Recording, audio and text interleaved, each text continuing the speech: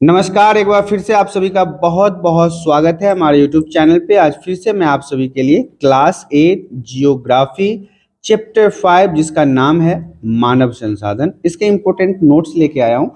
और यह नोट्स जो है वो बिल्कुल नए सिलेबस के अनुसार बनाया गया है जो आपके एग्जाम के लिए काफ़ी महत्वपूर्ण है। तो आइए शुरुआत करते हैं क्लास 8 जियोग्राफी चैप्टर 5 मानव संसाधन के सबसे पहले स्लाइड को। हमारा कहता है कि जनसंख्या का वितरण से आप क्या समझते हैं। तो देखिए, जनसंख्या वितरण क्या होता है। भूपृष्ठ पर मतलब पृथ्वी पर जिस प्रकार से लोग फैले हुए हैं, मतलब अलग अलग बिखरे हुए हैं, उसे जनसंख्या वितरण का प्रतिरूप कहते हैं। क्योंकि आपको पता है ना, पूरा पृथ्वी गोल है और पूरे पृथ्वी पर कहीं एक ही जगह पे तो व्यक्ति नहीं है और बाकी जगह खाली है। ये तो व्यक्ति अलग अलग भूभाग में, अलग अलग देश में, अलग अलग राज्य में फैले हुए हैं।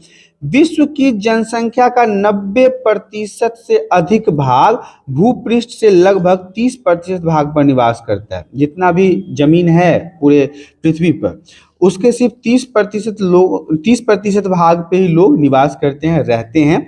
विश्व में जनसंख्या का वितरण अत्यंत असमान है। अत्यंत असमान कहने का मतलब है असंतुलित तरीके से बटा हुआ है। कहीं पे ज्यादा लोग हैं, कहीं पे कम लोग हैं, कहीं पे कुछ लोग हैं ही नहीं और कहीं पे मतलब जगह से ज्यादा लोग रहते हैं। कुछ क्षेत्र बहुत घने बसे हैं। घने बसे कहने का मतलब है कि बहुत ज्यादा आबादी है कम जगह पे, और कुछ बहुत विरल बसे हैं, मतलब लंबे लंबे दूरी पर एक दो घर, आपको इक्का दुक्का घर देखने को मिल जाएगा। तो ये जनसंख्या का वितरण के बारे में था। आगे की स्लाइड में चलते हैं। अगला स्लाइड हमारा कहता है जनसंख्या घनत्व क्या है। तो देखिए, पृथ्वी पृष्ठ के 1/3 क्षेत्र में रहने वाले लोगों की संख्या को जनसंख्या का घनत्व कहते हैं। पृथ्वी के पूरे सिरे से देख लीजिए तो 1/3 जो है, इसमें रहने वाले लोगों की संख्या को हम जनसंख्या घनत्व कहते हैं। समान रूप से प्रति वर्ग किलोमीटर में इसे व्यक्त किया जाता है। प्रति वर्ग किलोमीटर के रूप से ही जनसंख्या घनत्व को व्यक्त किया जाता है।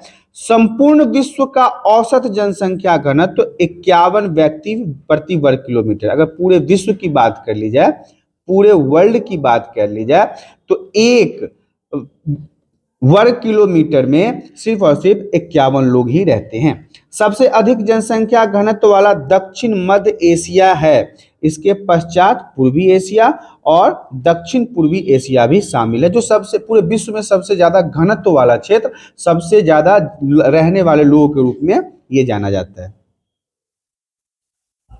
अगला टॉपिक हमारा कहता है जनसंख्या संगठन क्या है। देखिए, एक संसाधन के रूप में लोगों की भूमिका को समझने के लिए हमें उनके गुणों के बारे में जानने की आवश्यकता है।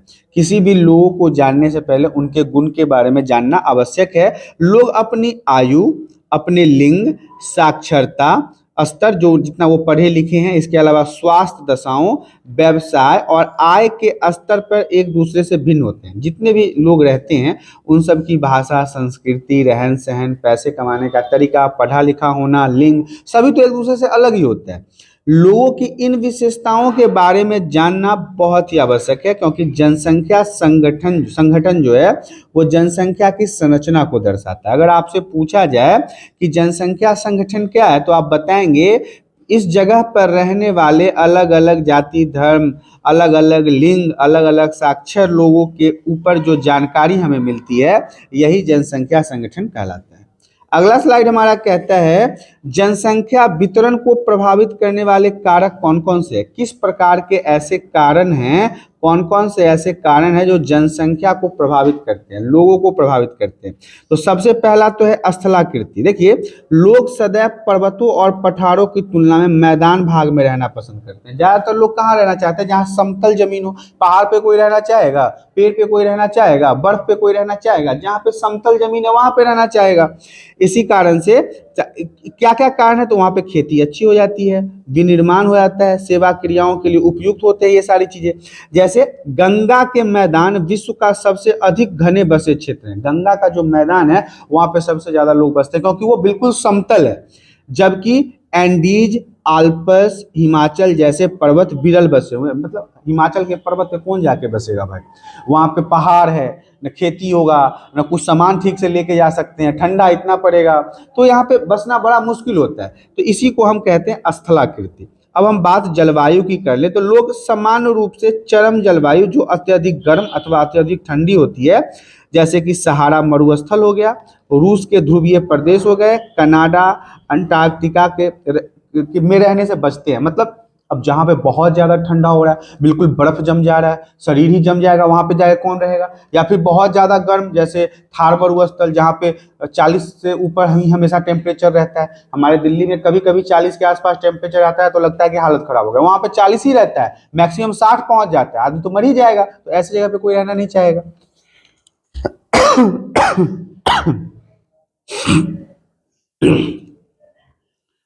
अगला पॉइंट है हमारा मृदा। अब ऐसी जगह पे ही लोग रहना चाहेंगे जहां का मृदा उपजाऊ हो। मृदा का मतलब होता है मिट्टी, ताकि खेती हो सके। तो देखिए, उपजाऊ मृदा कृषि के लिए उपयुक्त भूमि माना जाता है। भारत में गंगा और ब्रह्मपुत्र, चीन में हुआंग च्वांग जियांग तथा मिस्र में नील नदी के उपजाऊ मैदान में लोग घने रूप से बसे हुए हैं, ताकि यहाँ पे खेती हो सके। भारत का नाम तो आपको समझ में आ जाएगा, लेकिन ये चीन का हुआंग च्वांग जो है, ये भी नदी है जिसके किनारे लोग बसे हुए हैं, ताकि खेती अच्छे तरीके से हो सके। अगला पॉइंट हमारा कहता है जल। तो देखिए, लोग उन क्षेत्रों में रहने की प्राथमिकता देते हैं। लोग वैसे जगहों पे ज्यादा रहने की कोशिश करते हैं जहां पानी पर्याप्त मात्रा में मिल जाता है, जहां अलवणीय जल आसानी से उपलब्ध हो। अलवणीय का मतलब वो नमकीन पानी ना हो। समुद्र के किनारे आप दिल्ली में भी देखते हो कि जो नॉर्मल पानी आता है वो बड़ा नमकीन होता है, सही पानी नहीं होता है। तो लोग ऐसे जगहों पे कैसे बस पाएंगे जहाँ पे ऐसे पानी आएंगे? पिए नहीं पाएगा लोग। अगर पी नहीं पाएगा तो पानी के बिना जीवन संभव है? नहीं संभव है। तो लोग ऐसे जगह पे रहना पसंद करते हैं जहाँ पे मीठा पानी है। विश्व की नदी घाटियों से बने घर बसे क्षेत्र हैं, जबकि मरुस्थल विरल जनसंख्या वाले क्षेत्र हैं। कई सारे ऐसी नदियां हैं, पहाड़ियां हैं, चोटियां हैं जिसके किनारे लोग बड़े घने तरीके से बसे हुए हैं। जबकि मरुस्थल की बात कर ले तो मरुस्थल वाले जनसंख्या बहुत कम ही होता है, वहां पे ज्यादा लोग नहीं बसे होते हैं। अगला पॉइंट हमारा है खनिज। तो देखिए, खनिज जो है वो निक्षेपों वाले क्षेत्र में अधिक बसे हुए हैं। जहाँ पे खनिज अधिक मात्रा में उपलब्ध हो जाता है वहां पे भी लोग बसे हुए हैं, जैसे कि दक्षिण अफ्रीका की हीरे की खाने, यहाँ पे हीरे की खाने, यहाँ पे लोग बसे हुए हैं। मध्य पूर्व में तेल की खोज में इन क्षेत्रों में लोग के रहने के लिए प्रेरित किया है। मतलब तेल की खोज में वहां पे लोग बसना शुरू कर दिए हैं। तो ये सारे पॉइंट्स थे। अब हम बात कर लेते हैं आर्थिक कारक के बारे में। तो औद्योगिक क्षेत्र रोजगार के अवसर प्रदान करते हैं। जहां पे ज्यादा फैक्ट्री होगा, ज्यादा कंपनियां होगी, वहां पे लोगों को नौकरी तो मिलेगी ना। लोग बड़ी संख्या में इन क्षेत्रों की ओर आकर्षित होते हैं। जैसे शहर की बात कर ले, हम लोग आज शहर में आके क्यों बसे हुए हैं? क्योंकि यहाँ पे रोजगार का अच्छा साधन है, पैसे अच्छे कमा लेते हैं। और जापान में ओसाका और भारत में मुंबई में, भारत का जो मुंबई है वो दोनों ऐसे ही क्षेत्र हैं जहाँ पे बहुत ज्यादा लोग रहते हैं, जगह कम है और लोगों की रहने की संख्या बहुत ज्यादा है। ये आर्थिक कारक था। अब हम आपको सांस्कृतिक कारक के बारे में बता देते हैं कि सांस्कृतिक कारक में क्या आता है। तो धर्म, सांस्कृतिक महत्ता वाले स्थान लोगों को आकर्षित करते हैं। ज्यादातर हमारे हिंदू भाई बंधु जो हैं वो चाहते हैं हरिद्वार में हमारा घर हो जाए, हमारा घर ऐसे हिमाचल में हो जाए, वैष्णो देवी में हो जाए, क्योंकि वहां पे धर्म है, हमारा पूजा पाठ का अच्छा साधन है। तो वाराणसी भी एक ऐसा ही जगह है, यरूशलेम, वेटिकल सिटी, इन सभी के उदाहरण है। वाराणसी हमारे भारत के लिए एक बहुत अच्छा जगह है जहाँ पे भोलेनाथ का, काशी विश्वनाथ जी का मंदिर है। तो यहाँ पे लोग बसना चाहते हैं। अब सामाजिक कारण की अगर बात कर ले तो अच्छे आवास, शिक्षा, स्वास्थ्य सुविधाएं और अत्यधिक घने बसे हैं। उदाहरण के लिए पुणे, पुणे एक ऐसा जगह है जहाँ पे आवास अच्छा है, शिक्षा अच्छा है, स्वास्थ्य की सुविधाएं हैं, इसलिए वहां पे लोग ज्यादा बसे। जैसे दिल्ली की बात कर लो, हम लोग यहाँ पे आके क्यों रहते हैं? अच्छा पढ़ाई मिल जाता है, अच्छा रोजगार मिल जाता है, अच्छा हॉस्पिटल मिल जाता है, तो इसी कारण से हम यहाँ पे आके बसे हुए हैं। अगला पॉइंट हमारा कहता है जनसंख्या परिवर्तन। देखिए, जनसंख्या परिवर्तन से तात्पर्य एक निश्चित अवधि के दौरान लोगों की संख्या में परिवर्तन से है। निश्चित अवधि कहने का मतलब हो गया कि 5 से 10 साल में उस जगह की कितनी जनसंख्या बढ़ गई है। जैसे विश्व की जनसंख्या स्थिर नहीं रही है, यह कई गुना बढ़ गई है। ऐसा वास्तव में जन्म और मृत्यु की संख्या में परिवर्तन के कारण हुआ। मतलब जन्म ज्यादा लोग ले रहे हैं और मर कम लोग रहे हैं। मानव इतिहास की लंबी अवधि में सन 1800 तक विश्व की जनसंख्या धीरे धीरे बढ़ी है। बड़ी जनसंख्या में बच्चे जन्म लेते हैं, लेकिन शीघ्र ही उनकी मृत्यु भी हो जाती है। ऐसा इसलिए था क्योंकि वहां उचित स्वास्थ्य सुविधाएं नहीं थी, सभी लोगों के लिए पर्याप्त भोजन उपलब्ध नहीं था। तो ये जनसंख्या परिवर्तन में बहुत ही प्रमुख कारण था कि जन्म भी लेते थे और मृत्यु भी हो जाती थी। क्योंकि अब जहाँ पे भोजन नहीं रहेगा, बच्चे को भोजन नहीं मिलेगा, माँ को भोजन नहीं मिलेगा, तो वहाँ पे बच्चे कैसे जन्म ले पाएंगे? तो ये एक मुख्य कारण था। अगला पॉइंट हमारा कहता है जनसंख्या परिवर्तन के प्रतिरूप। देखिए जनसंख्या वृद्धि की दर विश्व में अलग अलग है, हर जगह आप एक ही तरह की जनसंख्या को नहीं देख सकते हैं। भारत में जनसंख्या का दर अलग है, चीन में अलग है, अमेरिका में अलग है, जापान में अलग है, तो अलग अलग देशों में अलग अलग जनसंख्या दर है। यद्यपि विश्व की कुल जनसंख्या तीव्रता से बढ़ रही है, लेकिन पूरे विश्व की बात अगर कर लें, पूरे वर्ल्ड की बात कर लें, तो जनसंख्या हर जगह बड़ी तेजी से बढ़ रही है। तथापि सभी देशों में यह वृद्धि अनुभव नहीं की जा रही है। कुछ देशों में जैसे केन्या में जनसंख्या वृद्धि दर ऊंची है, बहुत ज्यादा जनसंख्या बढ़ती है। उन देशों में जन्म दर मृत्यु दर दोनों ही ऊंचे है, जन्म लेने का भी दर ऊंचा है और मरने वाले लोगों की भी संख्या अधिक है।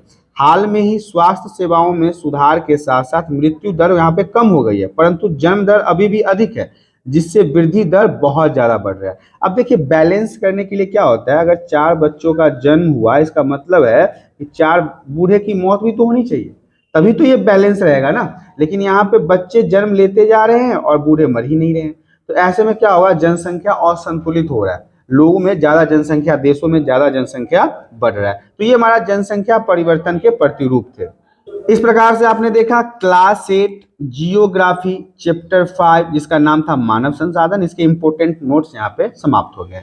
तो आशा करता हूं कि आज के वीडियो में दी गई जानकारी आप सभी को पसंद आया होगा। जानकारी पसंद आया तो वीडियो को लाइक करें, चैनल पे पहली बार आए हैं तो चैनल को सब्सक्राइब कर लें, ताकि इसी प्रकार के एजुकेशनल वीडियो आपको हमेशा प्राप्त होता रहे। आज के लिए इतना ही, धन्यवाद।